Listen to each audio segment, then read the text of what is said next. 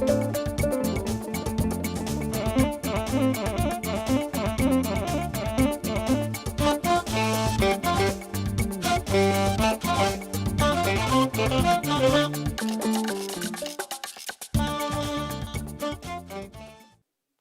ለእናንተ ይሁን እንደምን አላችሁ የተከበራችሁ ተመልካቾቻችን ይህ የአማራ ሚዲያ ኮርፖሬሽን ደሴ ስቱዲዮ ነው ከሰዓቱ ዜናዎች ጋር ጀማል ኢማም ለደቂቃዎች አብሬያችሁ ቆያለሁ ወደ ቀዳሚው ዜና እናልፋለን ከጊምባ ከተማ አስተዳደር ጋር በመተባበር ከ27 ሚሊዮን ብር በላይ በሆነ ወጪ የሁለተኛ ደረጃ ሞዴል ትምህርት ቤት እየገነባ መሆኑን የመቅደላ አምባ ዩኒቨርሲቲ አስታውቋል የትምህርት ቤቱን ግንባታ በአጭር ጊዜ በማጠናቀቅ በቀጣይ የትምህርት ዘመን የመማር ማስተማር ስራ እንዲጀምር እየተሰራ መሆኑንም ዩኒቨርሲቲው ገልጿል ሀበሻነሌ ዝርዝር አለው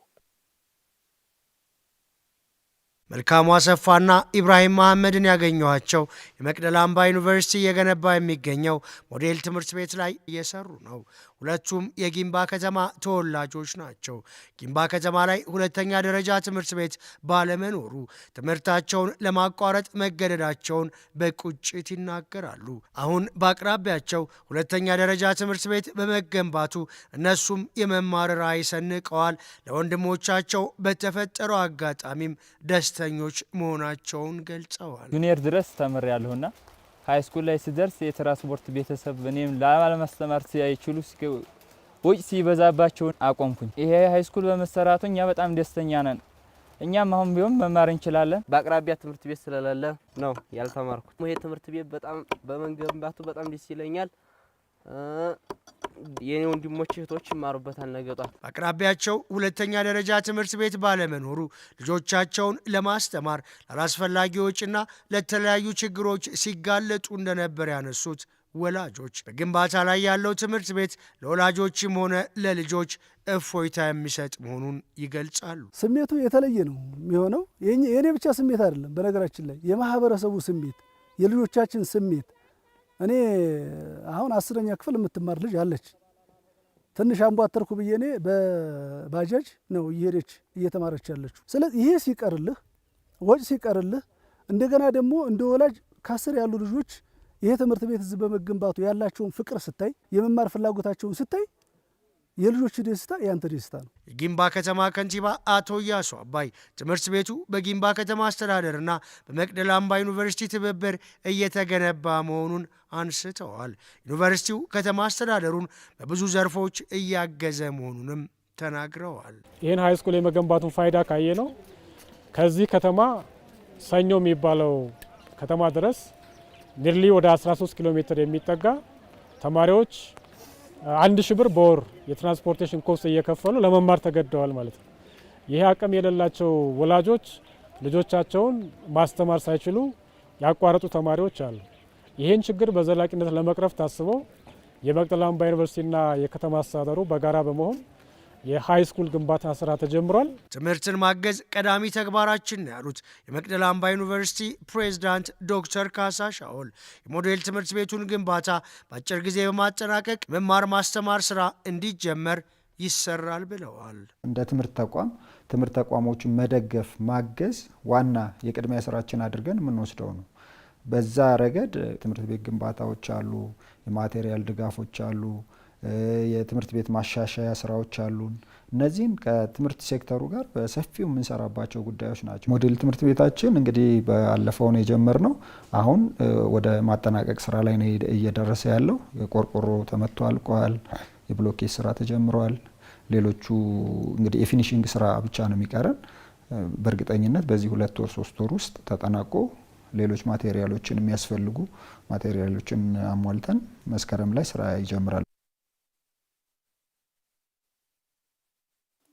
በዩኒቨርሲቲ ቆይታቸው ላስመዘገቡት ውጤታማነት የመምህራንና ወላጆች ድጋፍ ከፍተኛ አስተዋጽኦ እንደነበረው በከፍተኛ ማዕረግ የተመረቁ የመቅደላ አምባ ዩኒቨርሲቲ ሴት ተማሪዎች ተናገሩ።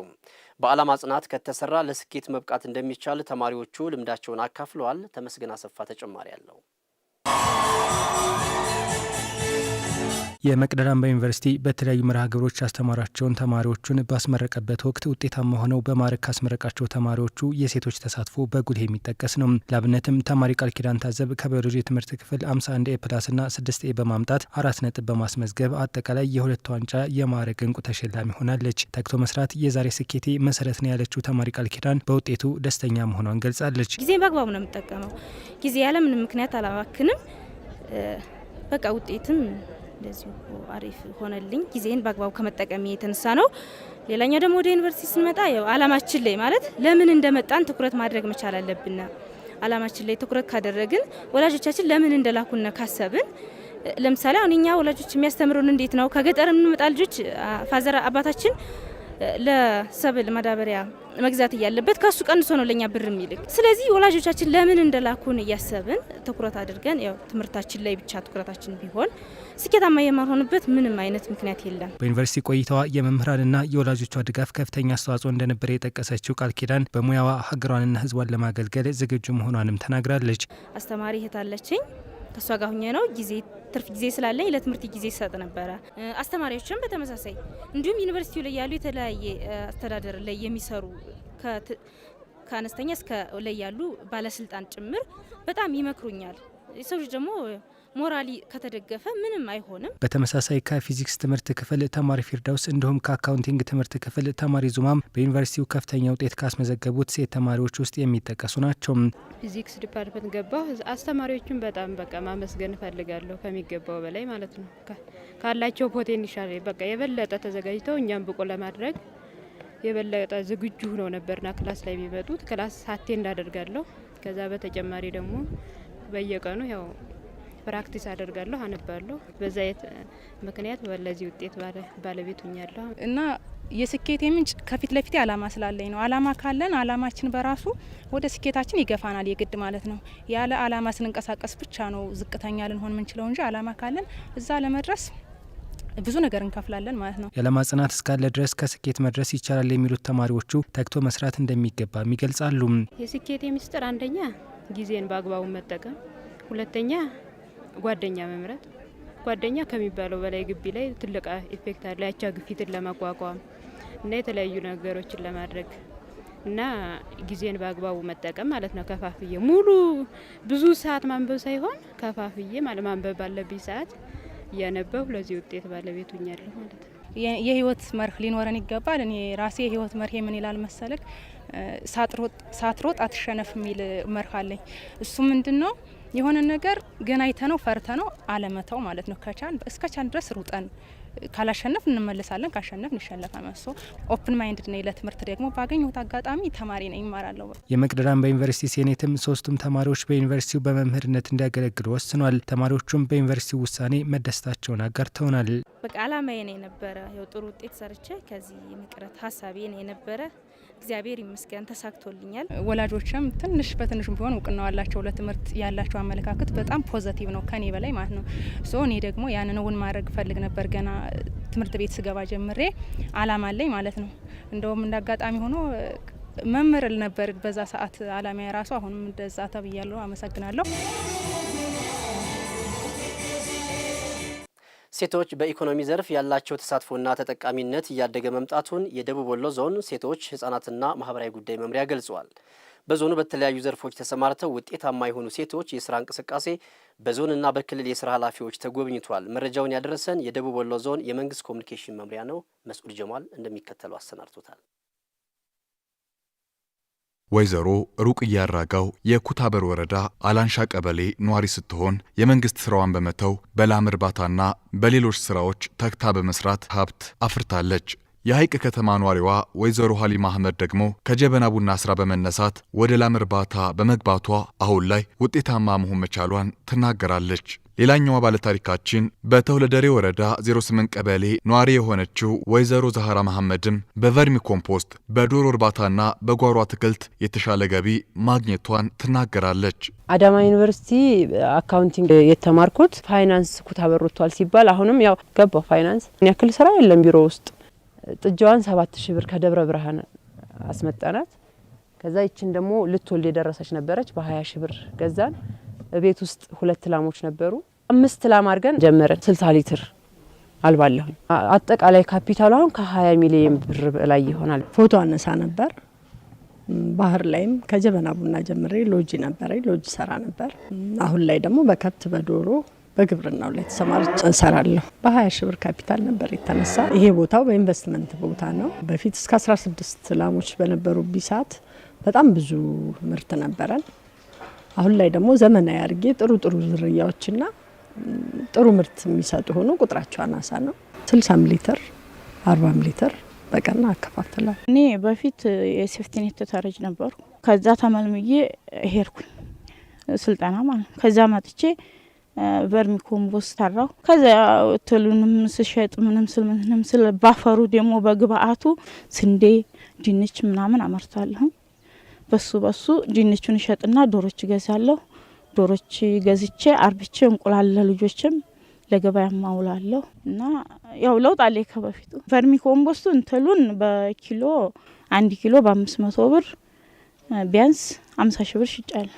የሶስቱም የሥራ ፈጣሪ ሴቶች ተግባር በክልልና በደቡብ ወሎ ዞን ከፍተኛ የሴት የሥራ ኃላፊዎች ተጎብኝቷል። የደቡብ ወሎ ዞን የሴቶች ሕፃናትና ማህበራዊ ጉዳይ መምሪያ ኃላፊ ቤተልሔም ብርሃኑ ሴቶች በኢኮኖሚው ዘርፍ ያላቸው ተሳትፎና ተጠቃሚነት እያደገ መምጣቱን ገልጸዋል። በተለያዩ መስኮች በግብርና፣ በኢንዱስትሪ ዘርፉ፣ አጠቃላይ በኢንቨስትመንቱ፣ በአገልግሎት ዘርፉ ሴቶች የሥራ ዕድል ሊፈጠርላቸው ይገባል።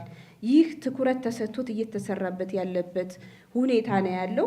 በዚህ በጀት ዓመት እንኳን ብንወስድ ከ12000 በላይ የሚሆኑ ሴቶች በእነዚህ ዘርፎች የሥራ ዕድል የተፈጠረላቸው ነው።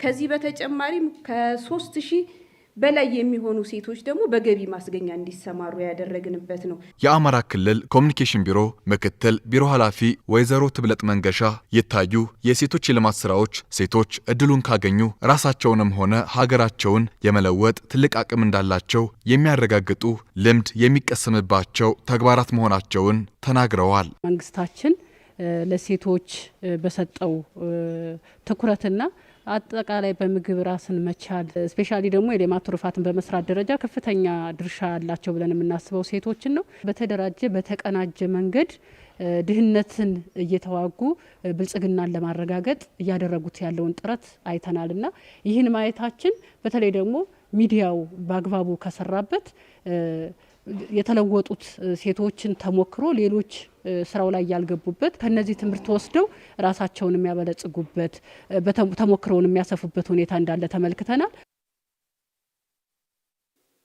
ውድ ተመልካቾች ስለ አብሮነታችሁ እጅግ አድርገን እናመሰግናለን። ከአማራ ሚዲያ ኮርፖሬሽን ከደሴ ስቱዲዮ ለዕለቱ የተሰናዱ ዜናዎች እስካሁኖቹ ነበሩ።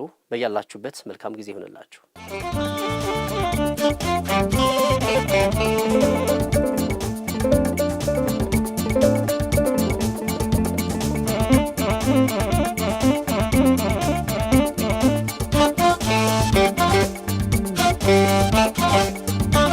Thank you.